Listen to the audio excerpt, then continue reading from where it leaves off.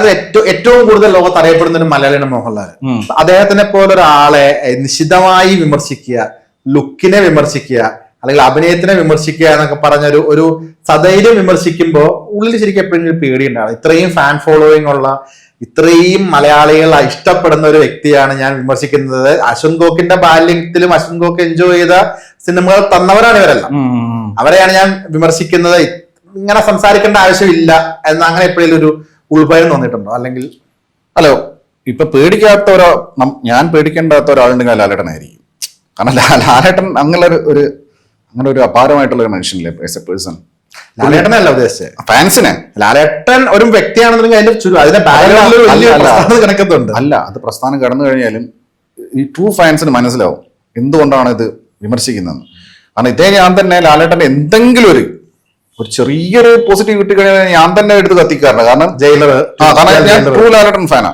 അപ്പോ നേര് വന്ന സമയത്ത് എനിക്ക് ലിറ്ററലി ഞാൻ കരഞ്ഞിട്ടുണ്ട് സിനിമ കണ്ടിട്ട്. അതായത് ആ കരഞ്ഞ ലാലേട്ടൻ കരഞ്ഞു മീൻസ് ഞാനങ്ങനെ സങ്കടപ്പെട്ട് കരഞ്ഞല്ല, അത് നമുക്കൊരു ഇമോഷണൽ ആയി വരുന്ന സമയത്ത് മറിഞ്ഞു പറഞ്ഞാൽ അപ്പാട് പൊട്ടിക്കറിഞ്ഞില്ല, അങ്ങനെ കണ്ണു പറഞ്ഞു. കാരണം നേരങ്ങനെ ആ സമയത്ത് കിട്ടിയ ഒരു ജമ്മായിരുന്നു ആ സമയത്ത്. അപാര സിനിമയൊന്നുമല്ല, പക്ഷെ ലാലേട്ടന്റെ ആ സാധനം കിട്ടിയ ന്യൂആൻസൻസ് കിട്ടിയപ്പോ സന്തോഷം. അപ്പൊ അതുകൊണ്ട് അല്ലാതെ ഈ അന്തം ഫാൻസിന് എന്തായാലും ദേഷ്യം കാണുമല്ലോ. അതിപ്പം ലാലേട്ടൻ ഫാൻസിന് മാത്രമല്ല, മമ്മൂക്ക ഫാൻസ് എന്നോട് ദേഷ്യമുള്ള ആൾക്കാരെ കൂടുതല്. അപ്പൊ ഇതിങ്ങനെ പേടിച്ചു കഴിഞ്ഞാൽ ഈ പണി നടക്കൂല. എനിക്ക് തോന്നുന്നു മലയാളത്തിലൊക്കെ ആദ്യമായിട്ടായിരിക്കും ഒരാൾ മറ്റുള്ളവരുടെ ദേഷ്യം വിറ്റ് കാശാക്കുന്നത് കണ്ടിട്ടുള്ളത്. അല്ല, ഇത് ഞാൻ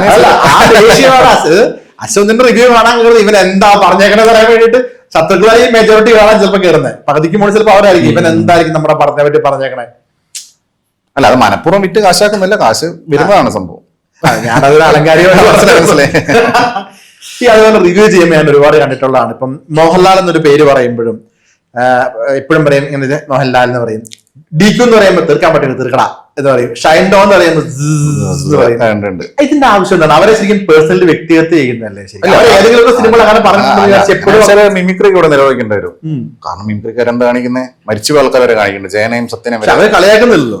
പിന്നെ കളിയാക്കല്ലാതെ അശ്വന്ത് ഗോക്ക് അവരുടെ ഒരു ഏതെങ്കിലും ഒരു സിനിമയിൽ പറഞ്ഞിട്ടുള്ള നെഗറ്റീവ് ഒരു ഡയലോഗ് അല്ലെങ്കിൽ അവരുടെ ഡയലോഗ് തന്നെയല്ലേ പാളിപ്പോയ സാധനം എടുത്ത് പറയുന്നതല്ല. പാളിപ്പോയത് നമുക്ക് കുഴപ്പമില്ല, അത് നമുക്ക് പറയാൻ കുഴപ്പമില്ല. കാരണം അത് അവര് പറഞ്ഞിട്ടുള്ള ഡയലോഗ് തന്നെയല്ലേ. പക്ഷെ അത് പ്രയോഗിക്കുന്ന അസ്ഥാനത്തല്ല, അത് ഫ്ലോയിൽ അവരെ കണക്ട് ചെയ്യാൻ വേണ്ടി പറയുന്ന. അതോ ലാലേട്ടൻ എല്ലാവരും ഇമിറ്റേറ്റ് ചെയ്യുന്നില്ലേ, പ്രശ്നമൊന്നുമില്ല. ഓക്കെ, ഞാൻ എനിക്ക് പേഴ്സണലി തോന്നിയിട്ടുള്ള അല്ലല്ല, അത് അങ്ങനെ തോന്നി കാണും. പക്ഷെ അപ്പൊ ഞാൻ അങ്ങനെ കൂടെ പറയുന്നതുകൊണ്ടാണ് എന്റെ വീഡിയോ കാണാൻ രസം. അതെ, ഞാനിങ്ങനെ ഇരുന്ന് വാർത്ത വായിക്കും പോലെ പറഞ്ഞു കഴിഞ്ഞാല് ഒരു സുഖമില്ലല്ലോ. മലയാളത്തിലെ മോഹൻലാല്, മമ്മൂട്ടി, സുരേഷ് ഗോപി, ജയറാം, ഈ 4 പേരായിരുന്നു ഒരു സമയത്തുണ്ടായിരുന്നു. പിന്നീട് മോഹൻലാൽ, മമ്മൂട്ടി മാത്രമായി. അത് അവിടേക്ക് ദിലീപിന്റെ എൻട്രി വന്നു. സുരേഷ് ഗോപി താരതമ്യേന അദ്ദേഹത്തിന്റെ സിനിമകൾ കുറഞ്ഞു വരുന്നു. ആ സമയത്ത് ജയറാം ഈ ഒരു താരനിലയിൽ നിന്ന് മാറി അന്യഭാഷയിലേക്ക് പോകുന്നു, അവിടെ സപ്പോർട്ടിങ് ക്യാരക്ടേഴ്സ് ചെയ്യുന്നു. പിന്നീട് മമ്മൂട്ടി, മോഹൻലാൽ എന്നുള്ള 2 പേരിലേക്ക് സിനിമ ഒതുങ്ങുന്നു. പിന്നീട് ദിലീപിന്റെ പല ഇഷ്യൂസും പിന്നെ അദ്ദേഹം മാറുന്നു. ആ സ്ഥാനത്തേക്ക് പലരും വന്ന് പൃഥ്വിരാജ് വരുന്നു പോകുന്നു. പക്ഷെ ഇപ്പോഴും മമ്മൂട്ടി, മോഹൻലാൽ മാത്രം നിൽക്കുന്നത്. സുരേഷ് ഗോപി വീണ്ടും ചില സിനിമകളിൽ തിരിച്ചു വരുന്നു. പിന്നെ അദ്ദേഹം രാഷ്ട്രീയത്തിലേക്ക് പോകുന്നു. ഈ ജയറാമിന്റെ ഒരു കരിയർ ഒരു റിവ്യൂ എന്നുള്ള രീതിയിൽ നോക്കുകയാണെന്നുണ്ടെങ്കിൽ അദ്ദേഹം മറ്റു ഭാഷയിൽ പോയി പല സൈഡ് വേഷം ചെയ്ത്, ഇപ്പം കാളിദാസൻ പറഞ്ഞു നല്ല പൈസ കിട്ടും അതുകൊണ്ടാണ് പോണേ, തമാശ രീതിയിലാണ് ജയറാം തിരുത്തി. ഇദ്ദേഹത്തിന്റെ ഒരു കരിയർ, പഴയ ഒരു സ്റ്റാർഡം നഷ്ടമായതിന്റെ ഒരു ബാക്ക്ഗ്രൗണ്ട് എന്തായിരിക്കും തോന്നുന്നത് ഒരു റിവ്യൂർ എന്നുള്ള നിലയിൽ? അല്ല, ജയറാമിന് പണ്ടേ സ്റ്റാർഡും ഇല്ല. സ്റ്റാർഡം എണ്ണുന്ന ഒരാളാണ് ജയറാമിന്റെ ബേസിക് പ്രശ്നം. ഞാൻ മനസ്സിലാക്കിയത് പുള്ളിക്ക് സ്വാഗ് ഇല്ല.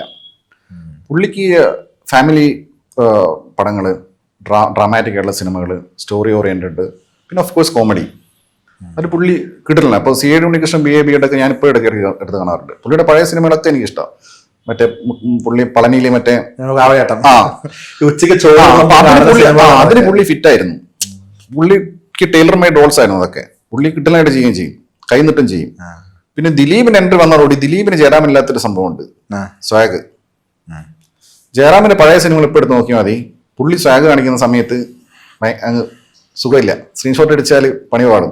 പുള്ളി ഏറെ പിടിക്കുന്നതും ആറ്റിറ്റ്യൂഡ് എന്നൊക്കെ നമുക്ക് കാണാൻ പറ്റും. പാപ്പ ലെവലിലായി പോകും. ദിലീപിന് അതല്ല. ദിലീപ് റൺവേ ചെയ്ത് കഴിഞ്ഞാൽ ഈവൻ ദിലീപിന്റെ കോമഡി സിനിമയായിട്ടുള്ള CID മൂസയെപ്പോലും ദിലീപിന് സ്വാഗ് ഉണ്ട്. അപ്പൊ ജയറാമിന്റെ എല്ലാ ക്വാളിറ്റീസ് ഉള്ള ഒരു നടൻ പ്ലസ് സ്വാഗ് വന്നപ്പോ ദിലീപ് ഓഫ് കോഴ്സ് സ്റ്റാറായി. ഈ സ്റ്റാർ ഓറ ഇല്ലാത്ത ആൾക്കാരെ സ്റ്റാർ ആകാൻ പറ്റില്ല. അപ്പൊ അവിടെ ജയറാമിന്റെ ഗ്യാപ്പിലേക്ക് ദിലീപ് കയറി വന്ന് ദിലീപിനെ കൊണ്ടുവന്നതിന് ജയറാമും ദിലീപ് തന്നെ പറഞ്ഞു. അപ്പം സ്വാഭാവികമായിട്ട് നമ്മളൊരു ക്യാരക്ടർ എഴുതി നമ്മൾ കാസ്റ്റ് ചെയ്യുന്ന സമയത്ത് ജയറാമോട് ദിലീപ് എന്ന ഓപ്ഷൻ വന്നാൽ സ്വാഭാവികമായിട്ടും ദിലീപിനത് പോവാം. ഇപ്പൊ റൺവേ ഇപ്പം മമ്മൂക്ക് വെച്ചപ്പെടാന്ന് ആദ്യം പറയുന്നത്. അടുത്ത ദിലീപിനും അതൊരിക്കലും ജയറാമിന് പോവില്ല. ഇപ്പൊ CID മൂസ ജയറാമിന് പോവില്ല. കാരണം പറഞ്ഞ സ്വാഗ് ജയറാമിന് കിട്ടൂല. അപ്പൊ അങ്ങനെ വന്ന് പുള്ളിയുടെ നാച്ചുറൽ സ്വാഗില്ലായ്മ കൊണ്ട് പുള്ളി ഫില്ലോട്ടായി പോയതാ. പിന്നെ പുള്ളി പറഞ്ഞ പോലെ അന്യഭാഷയിൽ പോവുകയും ചെയ്തു. അതാണ് ഞാൻ മനസ്സിലാക്കുന്നത്. ഇപ്പൊ ഓസ്ലോക്ക് തന്നെ പുള്ളിക്ക് എടുത്താ പോകാത്ത റോളത്. പുള്ളി എങ്ങനെയൊക്കെയോ ഒപ്പിച്ചത് അത് ശ്വാസമൊക്കെ പിടിച്ചിട്ട്. അപ്പൊ അതാണ് എനിക്ക് തോന്നിയിട്ടുള്ളത്. ഇതിപ്പോ ഞാനിപ്പോ ജയറാമനെ വ്യക്തിഹത്യ ചെയ്തെന്ന് പറഞ്ഞല്ല, എനിക്ക് തോന്നി അറിയാൻ പറഞ്ഞു. അപ്പൊ പുള്ളിക്ക് ഇത് തന്നെ ബെറ്റർ, ഒരു സപ്പോർട്ടിംഗ് ആയിട്ട് തന്നെ ബെറ്റർ. നായകനായിട്ട് വരുവാണെങ്കിൽ പുള്ളി എന്റെ അടുത്ത് വെറുതെ ഒരു ഭാര്യ ഏതൊരു പടം എന്റെ ഹിറ്റ് ആയിട്ടുണ്ടായിരുന്നു. അത് എത്രയോ വർഷം അതേ പറഞ്ഞ അവസാനമായിട്ട് ഹിറ്റ് ആയതാന്ന് എനിക്ക് തോന്നുന്നത്. അപ്പോ പുള്ളിക്ക് അങ്ങനെ പിടിച്ച് ചെയ്യാൻ പറ്റും. ഡ്രാമ കോമഡിയുടെ സൂപ്പർ ഹിറ്റ് ആയിരുന്നു. അതാണ് ഡ്രാമ, അതിൽ നമുക്ക് ഉണ്ടല്ലോ ഡ്രാമ, കോമഡി, ഇമോഷണൽ സീൻസ് ഒക്കെ ഗംഭീരമായിട്ട് ചെയ്യുന്നു മൂപ്പർ. മറ്റേ ഈ സിനിമയില്ലേ ബാബുവിന് വില്ലനായിട്ടുള്ള, എനിക്ക് ഭയങ്കര മെമ്മറി ലോസ് ഉണ്ട്, അവനെ ഈ പേര് കിട്ടാത്ത ഉത്തമനിലൊക്കെ അതിൽ മീമൊക്കെ കണ്ടില്ലേ. അതായത് ദിലീപിന്റെ അതേ സോണിൽ ജയറാം സ്ട്രോങ് ആണ്, പക്ഷെ ഈ ഒരു ഒറ്റ സോണിൽ മിസ്സായി പോയി. ഇമോഷണൽ സീൻ രണ്ടുപേരും ഗംഭീരമായിട്ട് ചെയ്യുമല്ലോ. ലാലേട്ടൻ മമ്മൂക്ക് എന്താ ഇവർക്ക് എല്ലാം ഉണ്ട്, ഒരു പറ്റാത്ത പരിപാടിയില്ല. അപ്പൊ മമ്മൂക്ക് ഡാൻസ് വീക്കാണെങ്കിൽ പുള്ളിക്ക് അത് പുള്ളിയുടെ ക്യാരക്ടർ ഓറ വെച്ച് പുള്ളി അഡ്ജസ്റ്റ് ചെയ്യും. പുള്ളി ഡാൻസ് കളിക്കാൻ നിർബന്ധമില്ല, എന്നും പോകും. അപ്പൊ കോമഡി വീക്കാണെങ്കിൽ പുള്ളിയുടെ രീതിയിൽ പുള്ളി കോമഡി കാണിക്കുമല്ലോ. ഇപ്പൊ ശ്രീധരന്റെ ഒന്നാം തിരുമുറൊക്കെ ഞാൻ എപ്പോഴും കാണുന്ന ഗോളാന്തര വാർത്ത എപ്പോഴും കാണും. അത് കോമഡിയില്ല, പുള്ളി ക്യാരക്ടറായി മാറിയിട്ട് പുള്ളി ആ ക്യാരക്ടർ എങ്ങനെയാണ് ബിഹേവ് ചെയ്യുന്ന ആ രീതിയിലും കോമഡി ചെയ്യും, ലാലേട്ടൻ ചെയ്യുന്ന രീതിയിലല്ലെങ്കിലും. അപ്പോ അവർക്ക് രണ്ടുപേർക്കും ലിമിറ്റേഷൻസ് ഇല്ല. ഈ ലിമിറ്റേഷൻ മമ്മൂക്ക് ലിമിറ്റേഷൻസ് ഉണ്ട്, പക്ഷെ പുള്ളി ഈസി ആയിട്ട് ഓവർകം ചെയ്യും. ഇപ്പൊ ഈ നമ്മൾ പറഞ്ഞപ്പോൾ ദിലീപേട്ടന്റെ ഒരു കാര്യം പറഞ്ഞു, ദിലീപേട്ടന്റെ കേസിന്റെ വിധി കാര്യങ്ങളൊക്കെ നമ്മൾ കണ്ടു കഴിഞ്ഞാണ്. അപ്പം ഇപ്പോഴും കോടതി വിധിച്ചിട്ടും പുള്ളിയെ കുറ്റവാളി എന്ന് തന്നെ തീരുമാനിച്ച ഒരു മെജോറിറ്റി വിഭാഗം ഓഡിയൻസ് ഉണ്ട്. പുള്ളിയുടെ സിനിമ കാണില്ല, പുള്ളി ഇപ്പോഴും കുറ്റവാളി എന്ന് വരുന്ന ഒരു വിഭാഗം ഓഡിയൻസ് ഉണ്ട്. ഈ ദിലീപേട്ടന്റെ പഴയ ഒരു കണ്ടിന്യൂസ്ലി അദ്ദേഹത്തിന്റെ സിനിമകൾ ഫ്ലോപ്പ് ആവുന്നു. ഫ്ലോപ്പ് ഇൻ ദ സെൻസ് ചില സിനിമകൾ വർക്ക് ആവുന്നില്ല. ഇപ്പൊ ഒന്നും ഫ്ലോപ്പ് എന്നല്ല പറയുന്നത്, ബട്ട് സ്റ്റിൽ വർക്ക് ആവാതെ പോകുന്ന സിനിമകളാണ് തുടർച്ചയായിട്ട് അദ്ദേഹം സെലക്ഷനിൽ പറ്റുന്ന പാളിച്ചായിരിക്കാം. അദ്ദേഹം ഒരു പഴയ രീതിയിലേക്ക് തിരിച്ചു വരുമെന്നോ അല്ലെങ്കിൽ ആളുകൾ പഴയ രീതിയിൽ സ്വീകരിക്കുമെന്ന് തോന്നുന്നുണ്ടോ? ഇനി അദ്ദേഹത്തിന്റെ ഭാവി പഴയ പോലെ ആവുമെന്ന് തോന്നുന്നുണ്ടോ?